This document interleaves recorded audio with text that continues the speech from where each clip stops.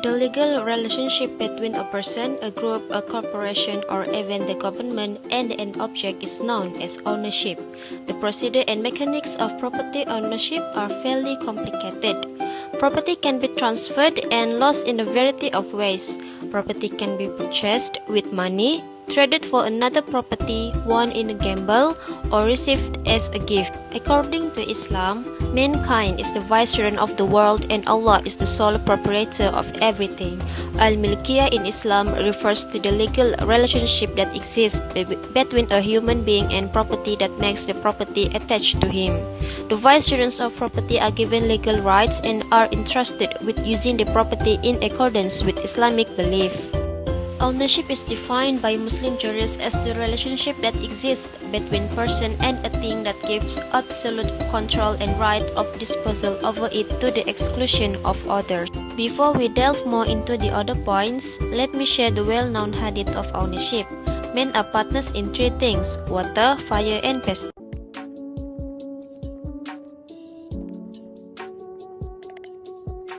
From the Islamic economy model, the real owner of all resources of the world is Allah subhanahu wa ta'ala. In the Islamic system, property is a trust. The real owner is Allah. Human rights are circumscribed by the limits Allah has prescribed and should be exercised toward the ends Allah has defined. Unlike the capitalist system, the right to property is not absolute, but has limitation and qualification enforced not by the power of the government, but by the power of one's faith and desire to be a pious Muslim. Hence, the common good and the welfare of fellow Muslims are internalized in the decision-making process of every Muslim. When going into detail about distribution, distributive justice is a major concern of the system, and justice and fairness is a basic value of the Islamic economic order. Achieving an equitable distribution of income and wealth is an objective by itself. On a practical level, this is accomplished through specific organizations that serve as the backbone of Islamic social security. There are a few examples of distribution, which are zakah, loss of inheritance, and economic freedom. Zakah is the third pillar of Islamic faith and also a requirement. Zakah is entitled to almost everyone. Zakah refers to the obligation that an individual has to donate a certain proportion of wealth each year to charitable causes. Zakah is not a handout from the rich to the poor. It is a measure designed to directly transfer part of the wealth from the rich to the poor and not to the government. This is because the purpose is redistribution of income and wealth without creating a class society. The next one is loss of inheritance. Studies shows that one of the major causes of inequality in income distribution is the distribution of wealth. One major outcome of the Islamic loss of inheritance is to prevent concentration of wealth. This is because legacy is distributed in a preset ratio which takes into consideration needs and closeness to the deceased. However, the deceased has the right to donate up to 1/3 part of his wealth to charity. And the last one is economic freedom. Freedom is a cornerstone in the Islamic economic system. Free will is a necessary condition for the validity of all contracts. The basic human rights, which are now included in the laws of civilized country, has been a part of legal system of Islam since the Prophet. So, in order to guarantee competition in the marketplace and freedom of transaction, many measures were implemented in order to prohibit monopoly, manipulation of prices, and restricting entry to the market. An Islamic economy also free from any usurious transactions, hence, interest-based finances are not allowed. This may appear unattainable in the modern age, but Islamic economists claim that this is not only possible, but it is superior to the interest-based system. However, nowadays we can see that the interest rates do play an effective means of attracting savings to the banking system. What does the Quran say about ownership? Allah clearly mentioned in the Quran that He has created all the wealth and the resources that are available in the earth and in the heavens.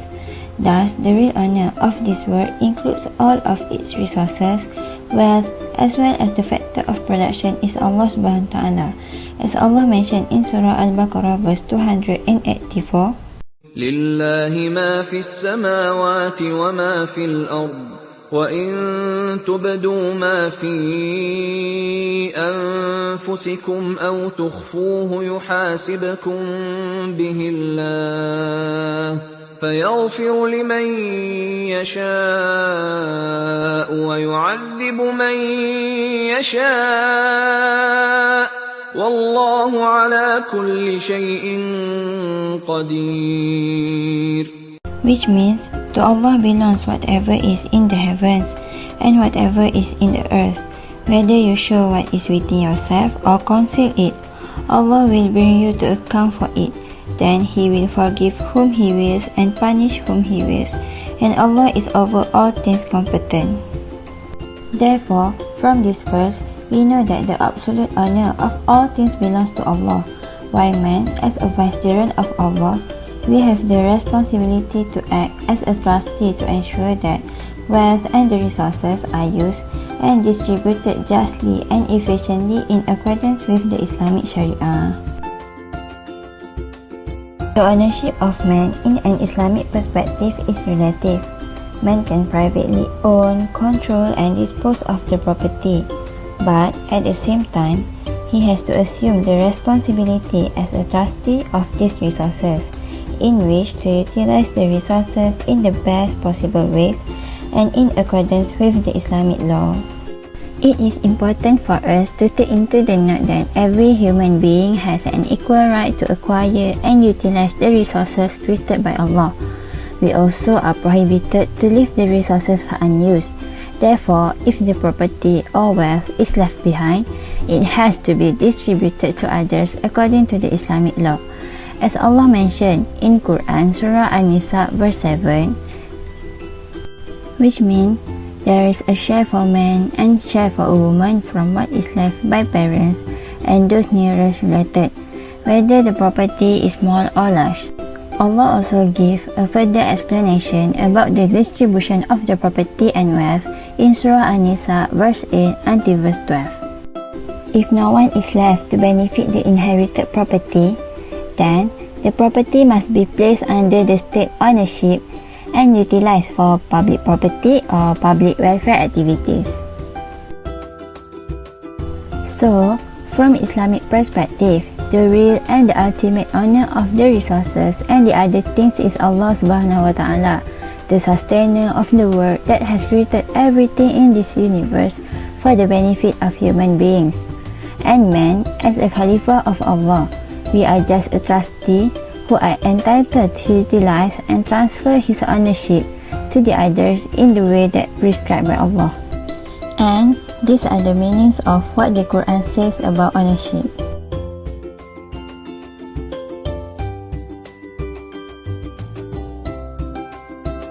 Khalifa is a name or title that means successor, deputy, or steward. Many Islamic movements in the Muslim world are asking for the re-establishment of Islamic states and their philosophy. One of the most important things that every person needs to be aware of is about ownership. Ownership is a vital part of society's fabric and can be called a social institution. Aside from its social role, ownership includes claims, powers, and immunities that can be vested in multiple people other than the owner. Assumption of absolute rights is harmful to mankind because it leads to arrogant behavior and claims of absolute rights in the discharge of property, therefore disregarding and transgressing Allah's boundaries. As Allah said in Al-Quran, and what Allah restored to His messenger from the people of the town, it is for Allah and for the messenger and for near relatives and orphans and the traveler, so that it will not be a perpetual distribution among the rich from among you. And whatever the messenger has given you, take, and what he has forbidden you, refrain from, and fear Allah. Indeed, Allah is severe in penalty. Claiming absolute control, ownership, and rights over a single property equates to claiming equal status with the Creator. This is something that is strictly forbidden in Islam. In Islam, monopoly of the gift Allah has bestowed on everyone is prohibited.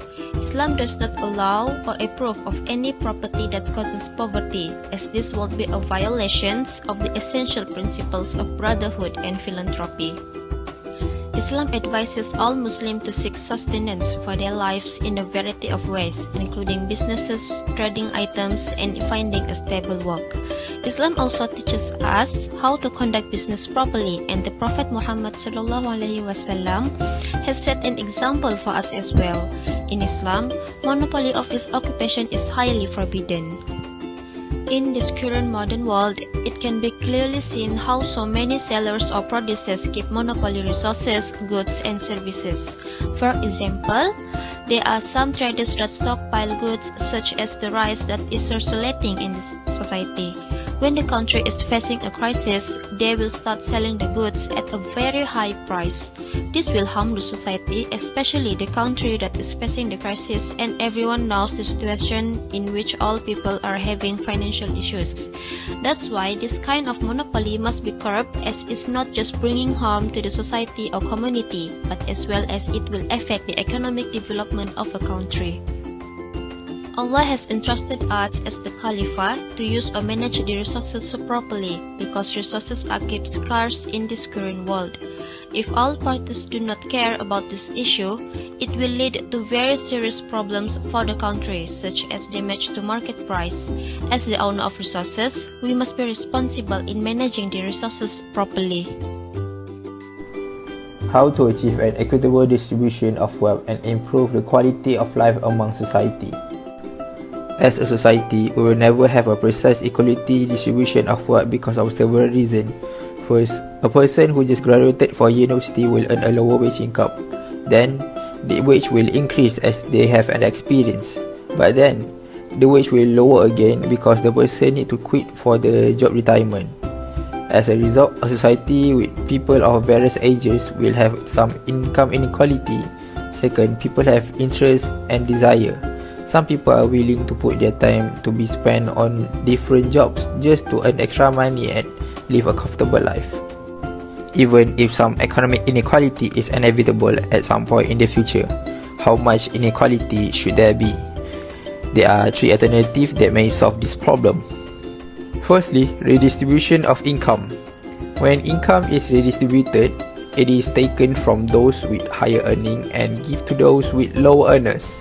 For instance, government can create programs such as TNF, an income tax credit, SNAP, and Medicaid, which will help the lower earners.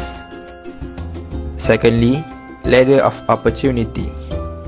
Let's look into these two situations, where the first situation, the person get the chance to live in a comfortable life, where he can get great job and assets, which can make the person achieve anything that he or she wanted because of the financial stability that he have.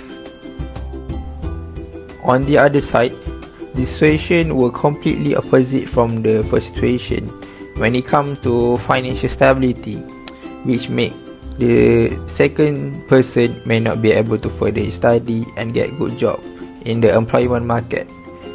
We can see from the first and second situation where if we have a policy that can aim toward ladder of opportunity, it may make a difference and getting a decent chance to find an economic niche in the society. Lastly, well-designed labor market policy and institution may achieve equitable distribution of wealth. For example, a high minimum wage reduces income equality, but if it's too high, a minimum wage may limit employment, negating its inequality reducing effect.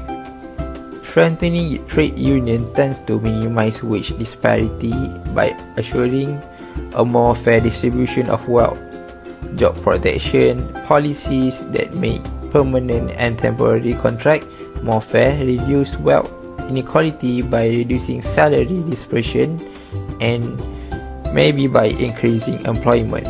The advancement of the economy should bring many positive outcomes for the whole society regarding the state of income, races, and ages of people in a country. The equitable distribution of wealth in a country may decrease one of the problems that arise in a country, which is poverty. Hence, the United Nations has introduced the Sustainable Development Goals in order to combat the poverty problem that arises in the country.